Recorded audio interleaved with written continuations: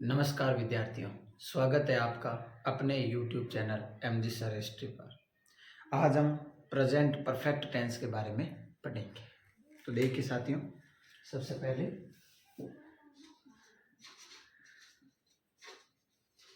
Present perfect tense. Present perfect tense, आज हम present perfect tense के बारे में अध्ययन करेंगे। तो सबसे पहले साथियों देखिए कि इसकी पहचान या पहचानिक शब्द क्या होते हैं।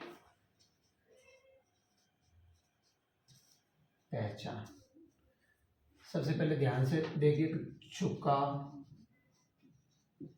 है,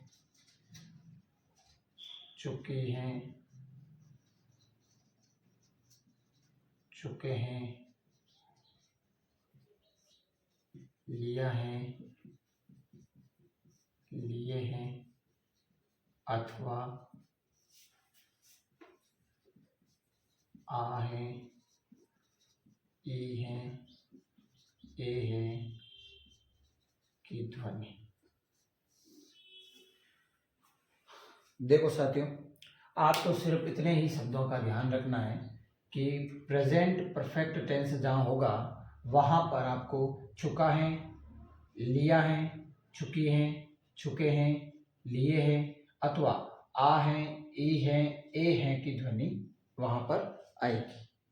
तो ध्यान रखना साथियों, जहाँ पर भी ये शब्द आए तो आपको याद रखना कि वहाँ पर प्रेजेंट परफेक्ट टेंस होगा। इन शब्दों को ध्यान रखने के बाद आप पता लगा सकते हैं हिंदी वाक्य का, कि हिंदी वाक्य का जो सेंटेंस आपके सामने है या वाक्य आपके सामने है वो किस टेंस से संबंधित है।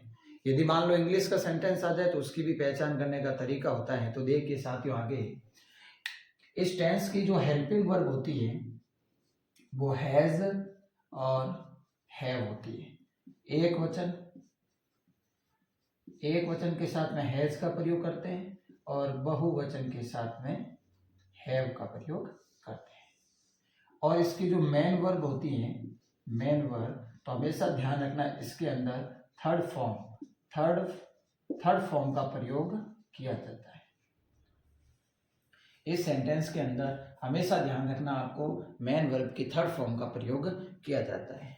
जैसा कि साथियों आपको बता दिया है कि चुका है, चुकी हैं, चुके हैं अथवा आ है, ई है, ए है की ध्वनि एवं लिया है और लिए हैं जैसे शब्द हिंदी वाक्य के अंत में आ जाए तो आप ये अंदाजा या अनुमान लगा सकते हैं कि यह वाक्य इंग्लिश के टेंसों में से प्रेजेंट परफेक्ट टेंस का है।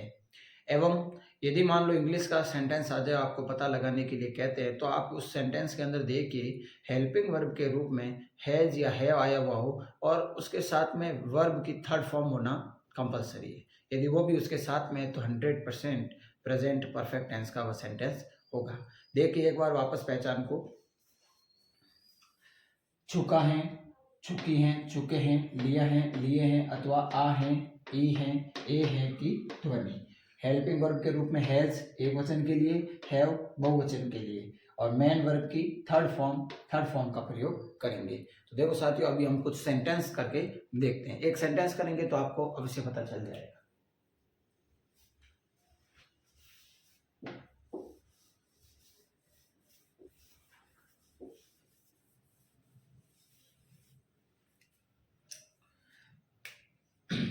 मैंने आपको साथियों फॉर्मूला जो बता ही दिया है कि इसका फॉर्मूला क्या होगा, समो।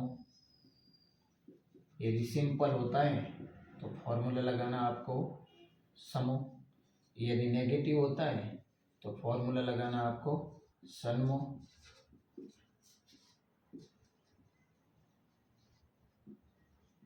और यदि इंटेरोगेटिव होता है तो आपको फॉर्मूला लगाना है हस्मो।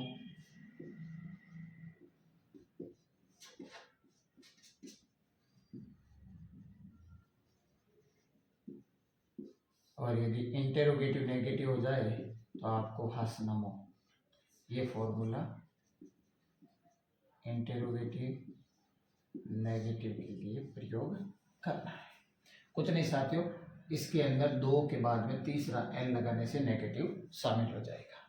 तो ध्यान रखना साथियों, ये मैंने चारों सेंटेंस के आपको फॉर्मूले एक साथ ही बता दिए।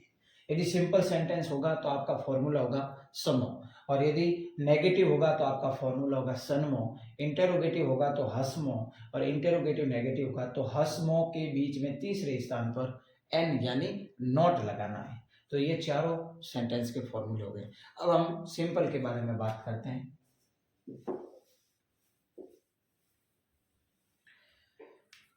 देखिए साथियों, हमारे पास एक सेंटेंस है, मोहन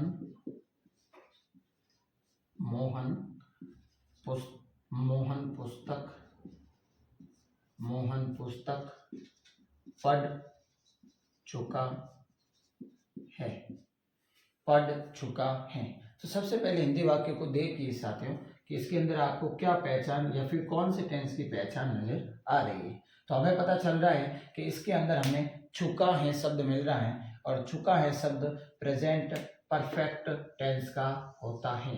चुका है शब्द प्रेजेंट परफेक्ट टेंस का होता है।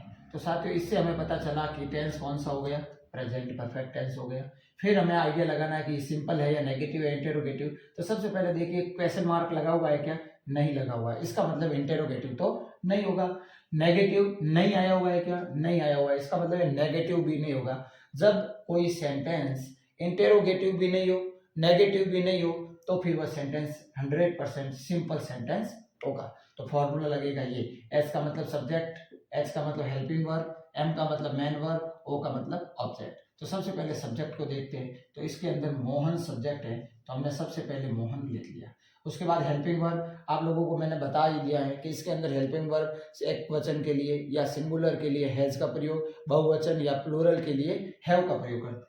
मोहन सिंगुलर है, एक वचन है, तो इसके साथ में हम हैज का प्रयोग करेंगे। पढ़ना को क्या कहते हैं, रीड कहते हैं। और साथियों आप लोगों को पता है कि इसमें फर्स्ट फॉर्म या सेकंड फॉर्म का प्रयोग नहीं होता है, इसमें हमेशा वर्ब की कौन सी फॉर्म होती है, थर्ड फॉर्म का प्रयोग होता है, और रीड की थर्ड फॉर्म रीड ही होती है। फिर आप क्या पढ़ चुके हैं कि पुस्तक, तो रीड बुक, और वाक्य अपना या सेंटेंस अपना एकदम करेक्ट हो जाएगा। साथियों हिंदी में पहचान देखने को कहे तो आप अंत में देखोगे, और यदि इंग्लिश के अंदर पहचान देखने को लिखे तो आप साथियों इसके हेल्पिंग वर्ब और वर्ब की थर्ड फॉर्म के देखेंगे, उससे ही हमें पता चलेगा कि इसके अंदर हेल्पिंग वर्ब के रूप में या फिर इसमें कौन सा टेंस आएगा।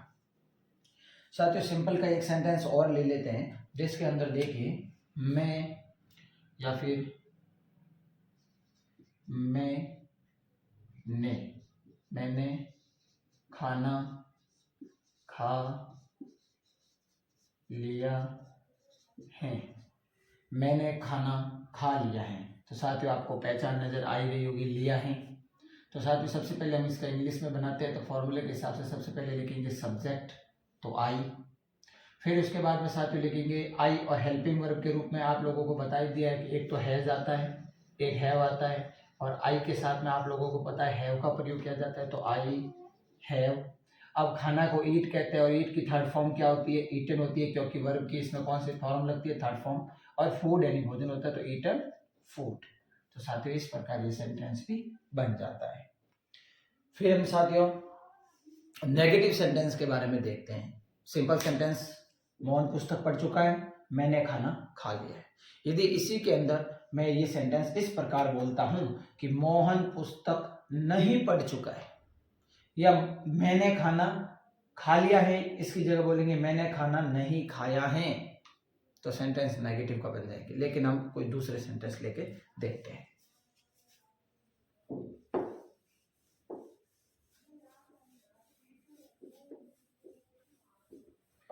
देखिए साथियों नेगेटिव का सबसे पहले मैं फॉर्मूला लिख देता हूं कि इसका फॉर्मूला क्या होता है, सन मो। साथियों देख लीजिए formula, subject helping verb negative not, sorry N का मतलब नॉट, एम का मतलब मेन वर्ब, ओ का मतलब ऑब्जेक्ट।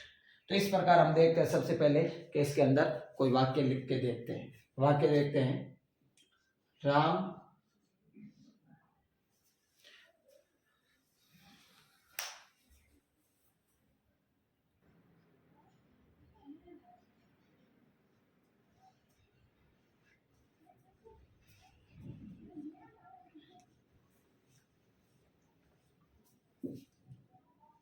देखिए सेंटेंस लेते हैं हम नेगेटिव का,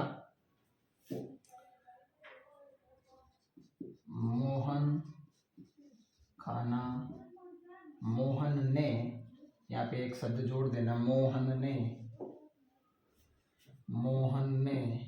खाना नहीं खाया है।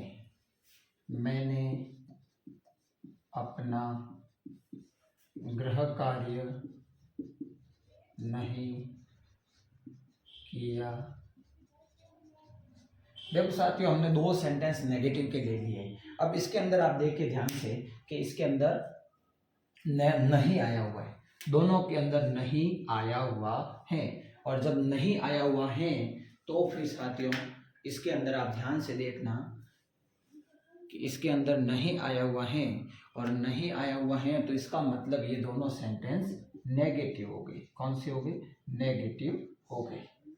जब ये सेंटेंस नेगेटिव हो गए तो इसके अंदर फॉर्मूला कौन सा लगाना पड़ेगा? SHNMO, सन्मो का फॉर्मूला लगाना पड़ेगा।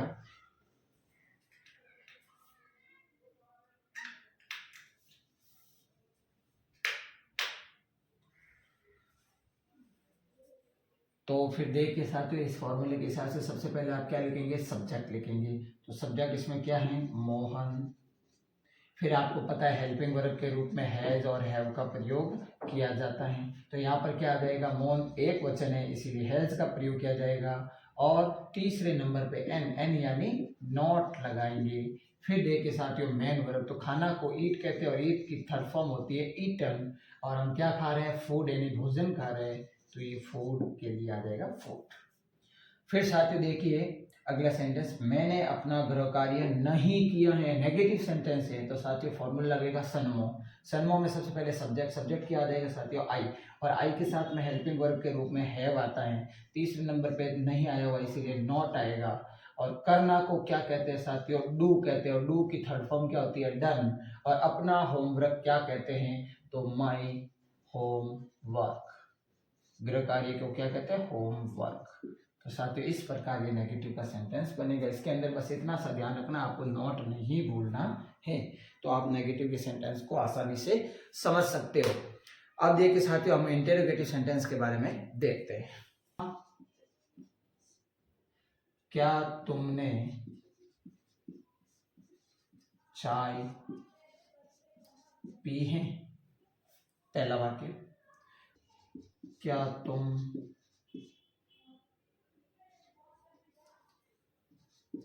ताज महल को देख